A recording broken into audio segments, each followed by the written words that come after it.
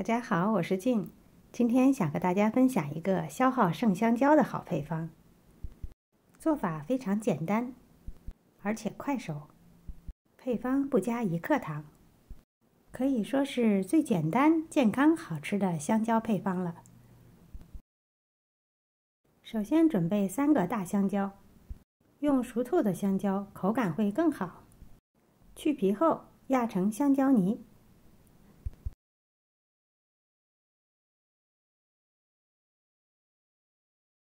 打入一个大号鸡蛋，再加入55毫升植物油，我用的是葡萄籽油，你也可以用玉米油。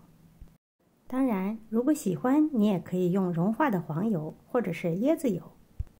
再加入60毫升酸奶，无糖的希腊酸奶最好。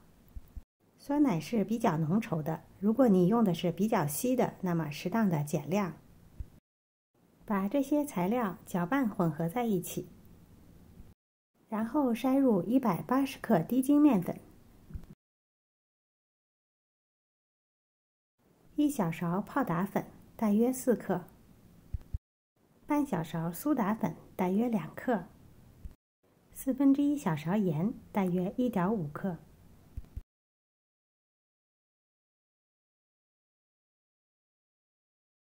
把这些材料翻拌混合在一起，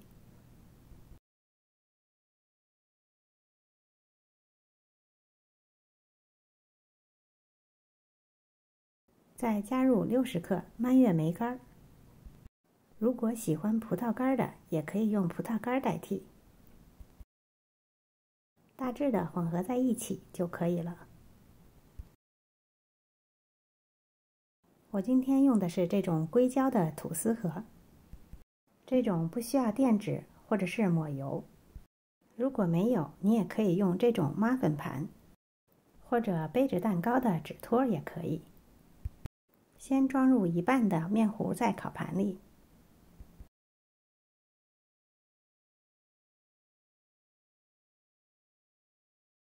中间放上巧克力豆，黑巧或者是牛奶巧克力豆都可以。如果没有，也可以用这种普通的巧克力糖。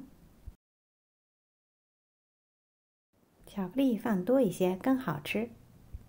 最上面倒上另一半的面糊，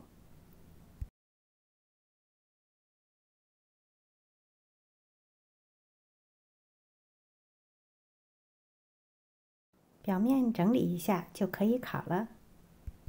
送入预热好的烤箱，200度先烤10分钟，然后降到180度烤25分钟。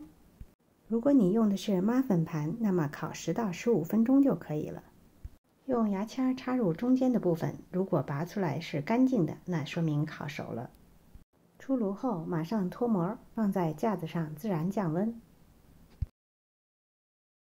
稍微放凉以后就可以切片了。内部组织非常的柔软湿润，淡淡的甜度来自于香蕉的自然甜，再加上浓郁的巧克力和蔓越莓干，口感一点都不单调。如果喜欢的，也可以撒一些肉桂糖粉在上面，味道更丰富更好吃。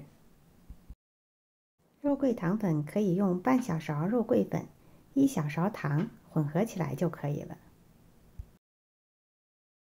有了这个简单的香蕉配方，没人吃的剩香蕉就再也不会浪费了。今天的视频就到这里了，谢谢您的收看。如果喜欢我的视频，别忘了点赞、分享和订阅我的频道哦。我是静，我们下次再见。